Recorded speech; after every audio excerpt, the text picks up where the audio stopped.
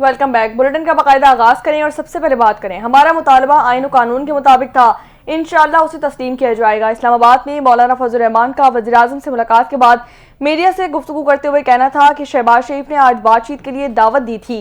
उन्होंने कहा कि दीनी मदारिस का बिल दोनों ऐवानों से पास किया गया था।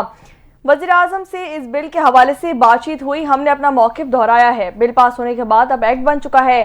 सरबराह JUIFA का मजीद कहना था कि अगर सदर ने बिल पर एतराज़ करना था तो पहले ही हो चुका है। एतराज़ पर स्पीकर का जवाब आने और आईनी मुद्दत गुजरने के बाद एतराज़ बनता ही नहीं।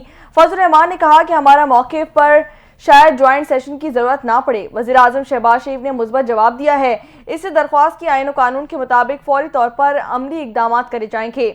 उम्मीद है कि हमारे मुतालबे के मुताबिक आईनी तौर पर अमली इक़दाम हो। सुप्रीम कोर्ट में कत्ल केस के मुलजिम इसहाक की दरख्वास्त जमानत की समाअत के दौरान दिलचस्प मुकालमा हुआ। अदालत में जस्टिस अतहर मिन्नुल्लाह ने कहा 2017 से अब केस सुप्रीम कोर्ट में ज़ेर इल्तिहा है और रियासत हुकूमत गिराने और लाने में मसरूफ़ है। तमाम इदारे सियासी मुखालफिन के पीछे पड़े हुए हैं। जस्टिस अतहर मिन्नुल्लाह ने कहा आइन पर अमल होता तो ऐसे हालात ना होते। ये इदारा भी उतना ही सच बोलता है जितना हमारा मुआशरा। 40 साल बाद मुंतखब वज़ीर आज़म के कत्ल का एतराफ़ किया गया। उन्होंने कहा वज़ीर आज़म के कत्ल से बड़ा जुर्म क्या हो सकता है, किसी को जिम्मेदार करार देकर सज़ा दी जानी चाहिए थी। समाअत के दौरान जस्टिस जमाल मंदोखेल ने कहा रियासत की क्या बात करें, 3 वज़ीर आज़म मारे गए, तीनों वज़ीर आज़म के केसेस का क्या बना। बलूचिस्तान में एक सीनियर तरीन जज भी मारे गए, कुछ मालूम नहीं हुआ।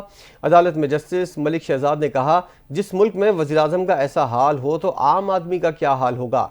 वज़ीर आज़म एक दिन वज़ीर आज़म हाउस में तो दूसरे दिन जेल में होता है। किसी को मालूम नहीं किसको कितने दिन वज़ीर आज़म रहना है। सुप्रीम कोर्ट ने पुलिस को मुलजिम इसहाक को गिरफ्तार करके जेल हुक्काम के हवाले करने का हुक्म दे दिया। आगे बढ़े और यहाँ आपको बताएं कि खैबर पख्तूनख्वा की एपेक्स कमेटी ने कुर्रम में क़याम अमन के लिए तमाम बंकर्स खत्म करने का फैसला कर लिया। वफाकी वज़ीर दाखिला मोहसिन नकवी और वज़ीर आला खैबर पख्तूनख्वा अली अमीन गंडापुर ने पेशावर में मुश्तरका तौर पर खैबर पख्तूनख्वा की एपेक्स कमेटी के इजलास की सदारत की। इजलास में core commander Peshawar lieutenant general Umar Bukhari और IG खैबर पख्तूनख्वा अख्तर हयात गंडापुर ने भी शिरकत की। इजलास में एपेक्स कमेटी ने फैसला किया कि कुर्रम में बंकर्स और असलहे के खात्मे के बगैर पायदार अमन मुमकिन है। कुर्रम में अदविया और दीगर अशिया बरवक्त फराहम की जाएंगी। इजलास में अमन अमान के लिए कायम ग्रैंड जिरगे के इकदाम का जायजा लिया जाएगा और निगरां कमेटी को सलाह के लिए इकदाम तेज करने की हिदायत जारी कर दी गई। इजलास में फैसला किया गया कि अमन अमान बरकरार रखने के लिए ग्रैंड जिरगे से मुलाकातें भी जारी हैं। वज़ीर दाखिला मोहसिन नकवी ने कहा है पख्तूनख्वा में कानून नाफिज करने वाले इदारों की इस्तेदाद कार बढ़ाने में सपोर्ट करेंगे। मोहसिन नकवी पेशावर पहुंचकर वज़ीर आला ऑफिस आए जहां अली अमीन गंडापुर ने उनका खैर मकदम किया। वज़ीर दाखिला और वज़ीर आला पख्तूनख्वा की मुलाकात में अमन व अमान की सूरत हाल और कुर्रम में क़याम अमन के लिए इक़दाम पर तबादला ख्याल हुआ। वज़ीर दाखिला और वज़ीर आला ने दहशतगर्दी के खिलाफ जंग में कानून नाफिज करने वाले इदारों के शोधा को खराज अक़ीदत पेश किया। मोहसिन नकवी ने वज़ीर आला पख्तूनख्वा को क़याम अमन के लिए हर मुमकिन ताउन की यकीन दहानी कराई। उन्होंने कहा कुर्रम में क़याम अमन अव्वलीन तरजीह है। तमाम स्टेक होल्डर्स की मुशावरत से कुर्रम में पायदार अमन के लिए इक़दाम की ज़रूरत है। शोधा हमारे लिए सरमाया इफ्तिखार है, उनकी लाजवाल कुर्बानियों को सलाम पेश करते हैं।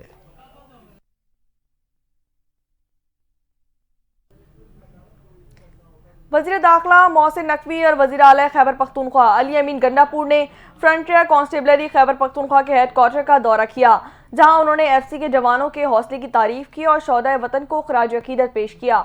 दौरे के दौरान वज़ीर दाखिला और वज़ीर आला ने FC के हेडक्वार्टर में यादगार शोहदा पर हाजिरी भी दी, पूल चढ़ाई और फातिहा ख्वानी की।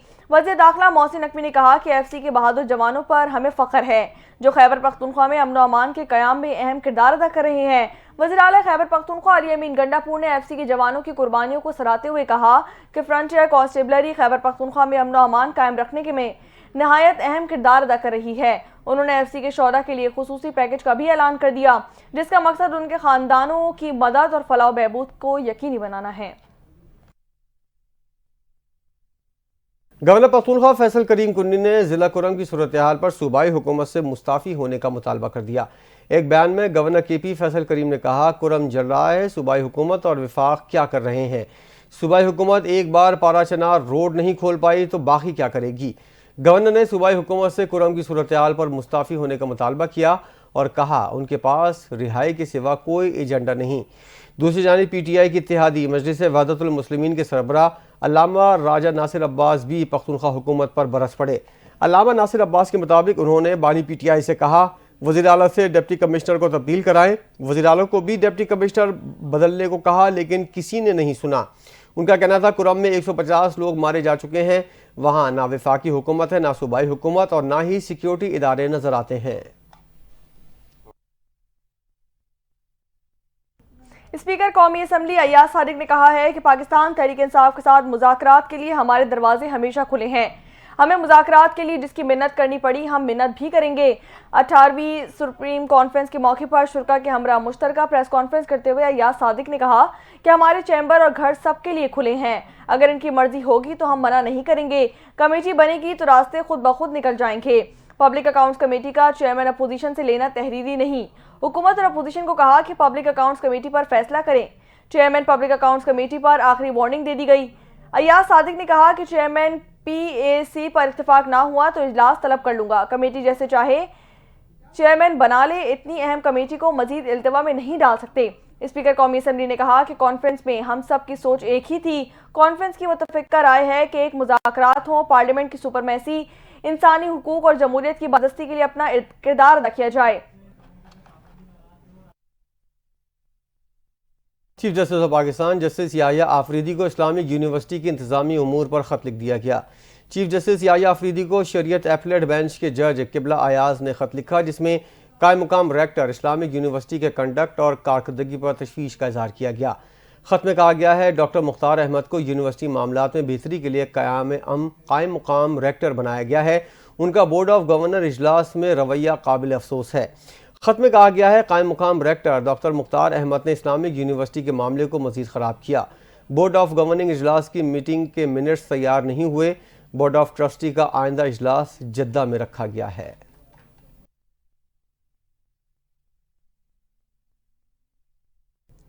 सिंध हाई कोर्ट के जजेस की तकर्रियों में सियासी मुदाखलत रोकने से मुतालिक दरख्वास्त की समाअत के दौरान अदालत ने बेंच के दायरे अख्तियार से मुतालिक दलाइल तलब कर लिए। जस्टिस जुनैद गफ्फार ने कहा कि ये दरख्वास्त हमारे पास क्यों आई है, आईनी बेंच में जानी चाहिए। दरख्वास्त में क्या इस्तदा की गई है।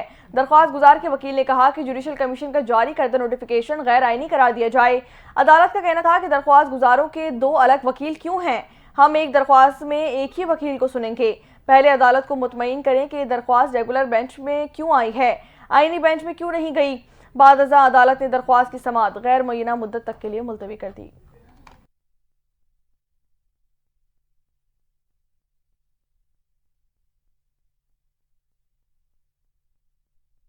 फंक्शनल लीग के सरबराह पीर पगारा ने कहा है हम वोट अलिफ को देते हैं और हुकूमत में बे आ जाता है। प्रेस कॉन्फ्रेंस में उनका कहना था अब ये हुकूमत बनाई है जो चल नहीं रही बल्कि झूठ पर कायम है। पीर पगारा ने कहा कि हुकूमत में बैठे हुए लोग एक दूसरे के साथ झूठ बोल रहे हैं। आपकी और मेरे वोट से ना हुकूमत बनती है और ना टूटती है। उन्होंने कहा इज्जतदार लोग सियासत से बाहर हो जाएंगे तो फिर ठेकेदार मुल्क चलाएंगे। हमें मुल्क के लिए सोचना चाहिए। सैलाब हो या दीगर आफात, मदद के लिए फौज आती है। फंक्शनल लीग के सरबराह ने कहा सब कानून के मुताबिक चलेंगे तो बेहतर होगा वरना फिर गाड़ी इसी तरह चलेगी। उन्होंने कहा हमें तो पता था कि 70 साल से इलेक्शन कैसे हो रहे हैं, इस बार आलमी सतह पर भी पता चल गया कि इलेक्शन कैसे होते हैं। वज़ीर आला पंजाब मरीम नवाज ने तजावुज़ात को मुस्तकिल बुनियादों पर ख़त्म करने का हुक्म दे दिया। वज़ीर आला पंजाब मरीम नवाज की ज़ेर सदारत खुसूसी इजलास हुआ जिसमें रावलपिंडी, झेलम, मरी और चकवाल के डिप्टी कमिश्नर्स ने खैबर पख्तूनख्वा आइस के मुताबिक रिपोर्ट्स पेश की। वज़ीर आला ने चकवाल के डिविजनल पब्लिक स्कूल में उम्दा लाइब्रेरी के क़याम को सराहा और चकवाल में जंग अजीम अव्वल की तारीखी यादगार बनाने पर जिला इंतजामिया को खराज तहसीन भी पेश किया। इजलास के दौरान वज़ीर आला पंजाब ने तमाम बड़े शहरों में अंडर बाईपासेस के अतराफ और ओवरहेड ब्रिज के नीचे ग्रीन बेल्ट बनाने का हुक्म दे दिया, जबकि लाहौर और रावलपिंडी समेत तमाम शहरों में ओवरहेड ब्रिज और अंडर बाईपास के नोटिफिकेशन की हिदायत कर दी। इस्लामाबाद हाई कोर्ट ने डॉक्टर आफिया सिद्दीकी की रिहाई और वतन वापसी से मुतल्लिक दरख्वास्त पर समाअत के दौरान अमरीका में सज़ा मुआफ़ी की दरख्वास्त से लेकर अब तक वज़ीर आज़म और वज़ीर ख़ारजा के दुनिया भर के दौरों की तफ़सीलात पेश करने का हुक्म दे दिया। इस्लामाबाद हाई कोर्ट में जस्टिस सरदार एजाज इसहाक खान ने डॉक्टर आफिया सिद्दीकी की रिहाई और वतन वापसी से मुतालिक उनकी बहन की दरख्वास्त पर समाअत की। अदालत ने डॉक्टर आफिया के अमरीकी वकील मिस्टर क्लाइव स्मिथ के डिक्लेरेशन की तारीफ की और वजारत खारजा को मामलात को सिफारती सतह पर देखने की हिदायत की। अदालत का कहना था कि अमरीका खुद मुख्तार मुल्क है, वो डॉक्टर फौजिया का वीज़ा मुस्तरद कर सकता है। अमरीका वज़ीर-ए-आज़म का वीज़ा भी मुस्तरद कर सकता है, मगर मामलात को सिफारती सतह पर ले जाना होता है। डॉक्टर फौजिया सिद्दीकी ने कहा, जब एक मुल्क के चीफ एग्जीक्यूटिव दूसरे मुल्क के एग्जीक्यूटिव को ख़त लिखेंगे तो जवाब लाजमी आता है।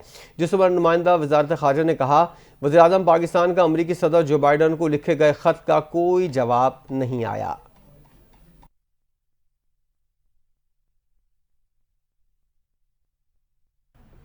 आगे बढ़े और यहाँ आपको बताएं कि सिंध में मरहूम मुलाजमीन की औलादों के लिए कोटा सिस्टम खत्म कर दिया गया। सुप्रीम कोर्ट के हुक्म पर सिंध काबीना ने फौदगी कोटा खत्म करने की मंजूरी भी दे दी। फौदगी कोटा खत्म कराने का नोटिफिकेशन भी जारी कर दिया गया। नोटिफिकेशन के मुताबिक सिंध में फौदगी कोटे के तहत मजीद भर्तियां नहीं की जाएंगी।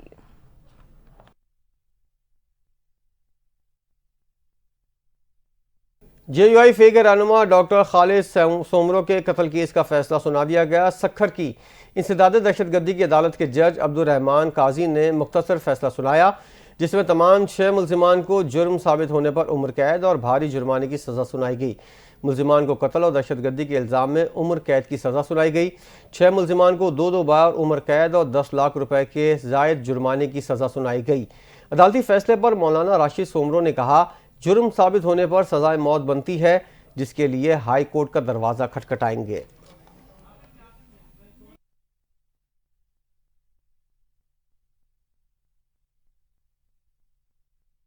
मिस्र में D8 सरबराह इजलास की साइडलाइंस पर वज़ीर-ए-आज़म शहबाज शरीफ ने तुर्क सदर रजब तैयब एर्दोगान और ईरान के सदर मसूद पेज़ेश्कियान समेत अहम रहनुमाओं से मुलाकातें की। वज़ीर-ए-आज़म की तुर्किया के सदर रजब तैयब एर्दोगान से मुलाकात में दोनों रहनुमाओं ने $5 बिलियन के 2 तरफा तिजारती हदफ के हुसूल के लिए इक्तिसादी ताल्लुकात के मजीद फ़रोग़ पर जोर भी दिया। सदर एर्दोगान ने इलाकाई अमन और इस्तेहकाम को फ़रोग़ देने के लिए मिलकर काम करने की ज़रूरत पर जोर दिया। काहिरा में वज़ीर-ए-आज़म शहबाज शरीफ की ईरान के सदर मसूद पेज़ेश्कियान से भी मुलाकात हुई। वज़ीर-ए-आज़म शहबाज शरीफ ने कहा कि सरहदी इलाकों की तरक्की और वहाँ के लोगों की मुआशी हालत बेहतर बनाने के लिए बॉर्डर मार्केटें फ़ाल करना अहम है। वज़ीर-ए-आज़म शहबाज शरीफ ने सदर मसूद पेज़ेश्कियान को दौरा पाकिस्तान की दावत भी दे दी। D8 इजलास के मौके पर वज़ीर-ए-आज़म शहबाज शरीफ की मिस्र के सदर अब्दुल फातह अल सीसी से भी मुलाकात हुई। मुलाकात में दोनों रहनुमाओं ने फ़लस्तीन की सूरत हाल समेत अहम उमूर पर तबादला ख्याल किया। वज़ीर-ए-आला पंजाब मरियम नवाज ने कहा, यकजहती, हमदर्दी और मसावात का क़याम ही एक बेहतर और पुरअमन माशरे की बुनियाद है। इंसानी यकजहती के बैनुल-अक़वामी दिन पर पैगाम जारी करते हुए वज़ीर-ए-आला पंजाब ने कहा, इंसानी यकजहती से ही गुरबत, नाइंसाफ़ी और माशरती नाहमवारी का खात्मा मुमकिन है। हुकूमत पंजाब इंसानी खिदमत के उसूलों पर अमल पैरा है। पंजाब हुकूमत की तमाम तर पॉलिसियाँ और मनसूबे इंसानियत की खिदमत, कमज़ोर तबक़ात की फलाह के लिए हैं। हर तबके को तरक्की में शामिल करके यकजहती, भाईचारे और समाजी इंसाफ के उसूलों को फ़रोग़ दे रहे हैं।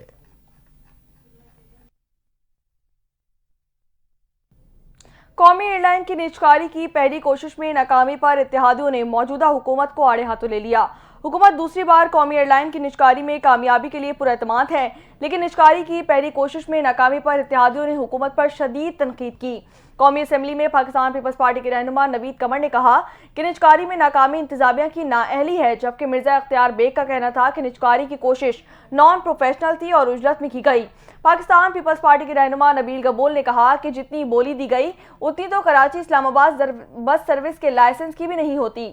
इस पर वफाकी वज़ीर कानून आज़म नज़ीर तारा ने जवाब दिया कि अब यूरोप और दीगर रूट्स बहाल हो गए हैं, निजकारी कमेटी भी बना दी गई है, अब ज़्यादा ऑफर्स आने की उम्मीद है। वफाकी वज़ीर ने मजीद कहा कि कौमी एयरलाइन की निजकारी की पहली कोशिश में हुकूमत ने 85 अरब रुपए की तवक्को की थी, मगर अब सिर्फ 10 अरब रुपए की बोली मिली थी। सिंध के सीनियर वजीर शर्जील मेमन ने कहा है, कराची में मंसूबों के लिए बिल्डिंग मटीरियल लाने के लिए डंपरों को इजाज़त है। शहर में जारी प्रोजेक्ट के लिए बिल्डिंग मटीरियल डंपर में ही आता है। ये नहीं हो सकता प्रोजेक्ट पर सारा दिन काम बंद रहे और रात में काम हो। डंपर ड्राइवर्स की जिम्मेदारी है कि रफ्तार मुकर्रर करें। वज़ीर इत्तला सिंध ने कहा, कराची में डंपर से ज़्यादा मसला ड्राइवर्स का है। बदकिस्मती से यहाँ लाइसेंस का हुसूल बहुत आसान है। पूरे पाकिस्तान में ड्राइविंग लाइसेंस का हुसूल सख्त करना चाहिए। बात करेंगे कुछ कारोबारी खबरों के हवाले से, तो आपको बताएं कि स्टॉक एक्सचेंज में शेयर फरोख्त की रकम अब 2 रोज के बजाय 1 दिन में मिलेगी। स्टॉक एक्सचेंज में पहले शेयर्स की रकम 2 दिन बाद सेटलमेंट के जरिए मिलती थी। अब T+2 का फॉर्मूला खत्म कर दिया गया है और T+0 का फॉर्मूला अपनाया जाएगा। National clearing company of Pakistan shares की खरीदो फरोख्त का नया सिस्टम मुतारिफ करवाया जाएगा और 23 दिसंबर 2024 से शेयर्स ट्रेडिंग के लिए नए सेटलमेंट सिस्टम का निफाज किया जाएगा। National clearing company of Pakistan की जानिब से जारी नोटिस के मुताबिक स्टॉक एक्सचेंज के जरिए तमाम टी और ट्रेडर्स नए सेटलमेंट सिस्टम के जरिए काम करेंगे। पाकिस्तान रेलवे ने साबिक वज़ीर-ए-आज़म बेनज़ीर भुट्टो की बरसी पर 27 दिसंबर को लाहौर से खुसूसी ट्रेन चलाने का ऐलान कर दिया। पाकिस्तान रेलवे के मुताबिक ये ट्रेन 26 दिसंबर की दोपहर 1 बजे लाहौर से रवाना होगी। 27 दिसंबर की सुबह 4:30 बजे शाहनवाज भुट्टो रेलवे स्टेशन लाड़काना पहुंचेगी। ये खुसूसी ट्रेन 27 दिसंबर की शाम 7 बजे लाड़काना से वापस लाहौर रवाना होगी।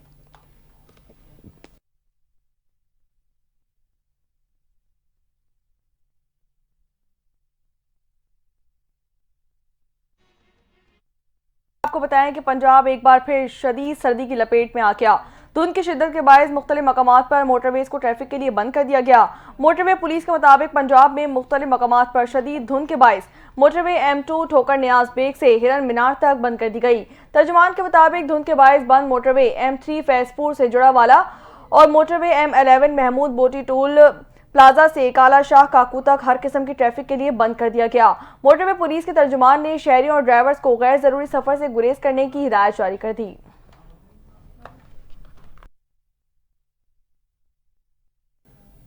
मुल्क के मुख्तलिफ शहरों में सर्दी की शिद्दत बरकरार है। पहाड़ों पर बर्फबारी से मौसम मजीद सर्द हो गया, जबकि शदीद सर्दी और बर्फबारी से पारा -11 तक गिर गया।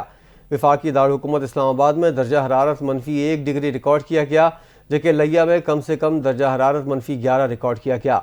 इसी तरह स्कर्दू में दर्जा हरारत -9, ज़ियारत में -8, कोयटा गिलगित -7, अस्तोर और दालबंदीन में -6 तक गिर गया।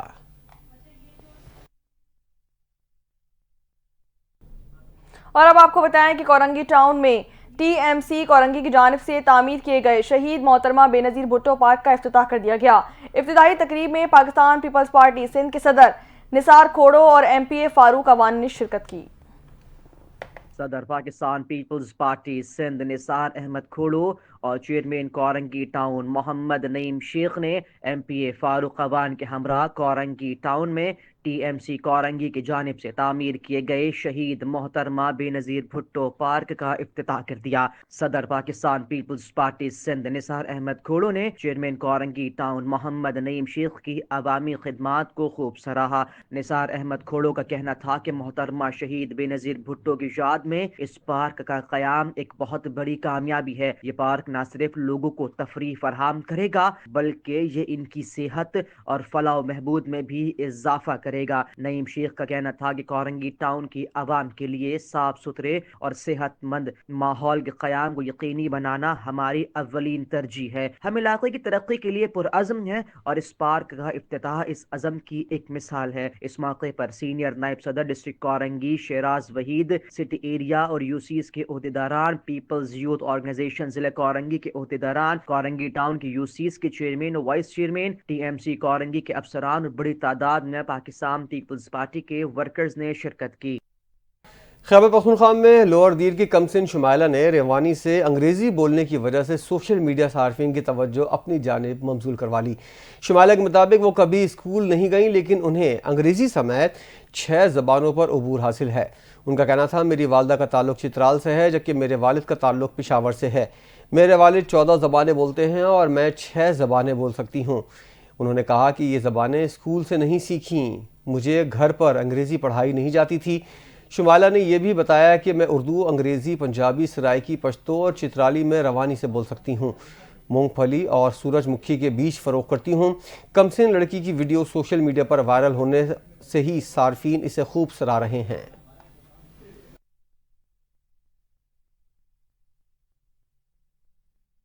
पाकिस्तान सुपर लीग के 10वें एडिशन के ड्राफ्ट की मेज़बानी पहली बार बलूचिस्तान के तारीखी शहर गवादर में करवाए जाने का ऐलान कर दिया गया। पीसीबी की जानिब से जारी करदा एलामिया में कहा गया कि बलूचिस्तान का port city Gwadar Pakistan super league के 10वें एडिशन के प्लेयर्स ड्राफ्ट की मेजबानी करेगा। प्लेयर ड्राफ्ट की तकरीब 11 जनवरी 2025 बरोज़ हफ्ता मुनक्किद की जाएगी।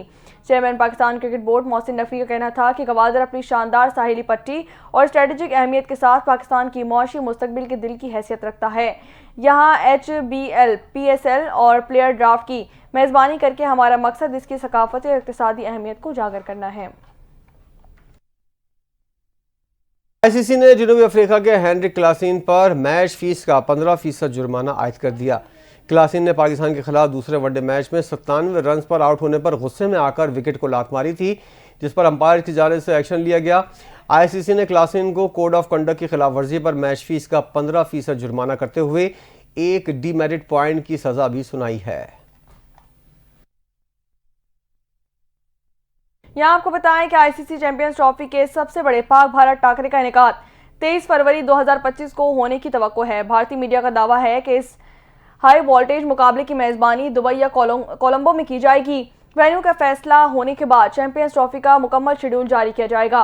ये मुकाबला क्रिकेट के शायकीन के लिए एक यादगार लम्हा होगा और दोनों टीमों के दरमियान सख्त मुकाबले की तवक्को की जा रही है। ICC ने भारत और पाकिस्तान के ICC चैंपियंस मैचेस के लिए न्यूट्रल वेन्यू की तस्दीक भी कर दी है।